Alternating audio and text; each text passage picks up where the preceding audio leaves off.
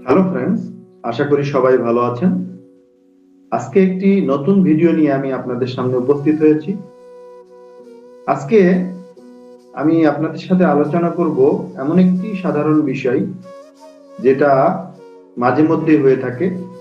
আমাদের অসাবধানতার কারণে মাঝে মধ্যে আমাদের পিসি আইকন বা দিস পিসি আইকন ডিলিট হয়ে যায় এবং সেটা স্ক্রিনে আমরা দেখতে পাই না।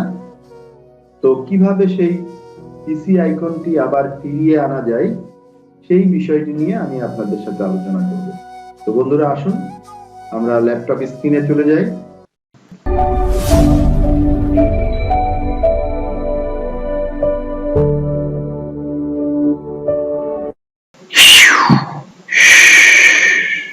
বন্ধুরা, আপনারা দেখতে পাচ্ছেন স্ক্রিনের বাম পাশে উপরে দিস পিসি বা অনেক কম্পিউটারে লেখা থাকে মাই কম্পিউটার। এই আইকনটি মাঝে মধ্যে আমাদের অসাবধানতার কারণে এটা হাইড হয়ে যায় বা ডিলিট হয়ে যায়। এটা স্ক্রিনে খুঁজে পাওয়া যায় না। যেমন দেখুন, আমি এটার উপরে রাইট বাটনে ক্লিক করে আমি এটা ডিলিট করে দিলাম। এটা অনেক সময় ডিলিট হয়ে গেলে আমরা চিন্তায় পড়ে যাই যে দিস পিসি কোথায় গেল, এবং এটার অভাবে আমরা আমাদের কম্পিউটারের দিস পিসিতে আমরা যেতে পারি না। তো বন্ধুরা, আসুন কিভাবে আবার এই দিস পিসি আইকন ফিরিয়ে আনা যায় আমরা দেখি। প্রথমে স্ক্রিনের উপরে মাউসের রাইট বাটনে ক্লিক করতে হবে। এরপরে নিচের দিকে দেখুন পার্সোনালাইজ এখানে ক্লিক করতে হবে। এরপরে বাম দিকে দেখুন থিমস, এখানে ক্লিক করতে হবে। এরপর ডান দিকে দেখুন ডেস্কটপ আইকন সেটিং, এখানে ক্লিক করতে হবে। এরপরে আমাদের সামনে একটি উইন্ডো ওপেন হবে। এখানে দেখুন computer, users file, network, recycle bin, control panel ইত্যাদি রয়েছে এবং এখানে আইকনগুলো দেখা যাচ্ছে। তো আমরা দেখুন এখানে দিস পিসি রয়েছে।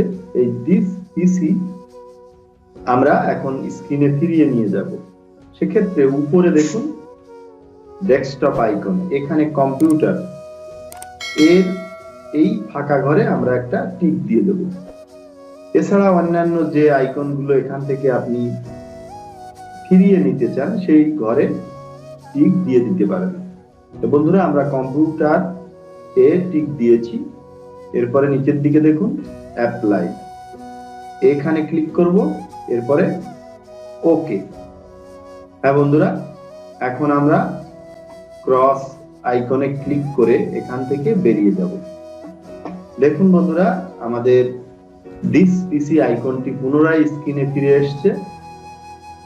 এটা এখন আমরা যথাস্থানে রেখে দেব এবং এটার উপরে ডাবল ক্লিক করে আমরা এখন আমাদের দিস পিসি তে প্রবেশ করতে পারব। তো বন্ধুরা, এই ভিডিওটি দেখে যদি আপনাদের ভালো লেগে থাকে তাহলে অবশ্যই লাইক, কমেন্ট এবং শেয়ার করবেন। আপনি যদি আমার চ্যানেলে নতুন হয়ে থাকেন তাহলে বিপুল ভিশন 71 চ্যানেলটি সাবস্ক্রাইব করবেন এবং পাশে থাকা বেল আইকনে অবশ্যই ক্লিক করবেন। এতে করে আমার নতুন ভিডিও আপনার নোটিফিকেশনে দ্রুত পৌঁছে যাবে। তো বন্ধুরা, আপনারা সবাই ভালো থাকুন, সুস্থ থাকুন।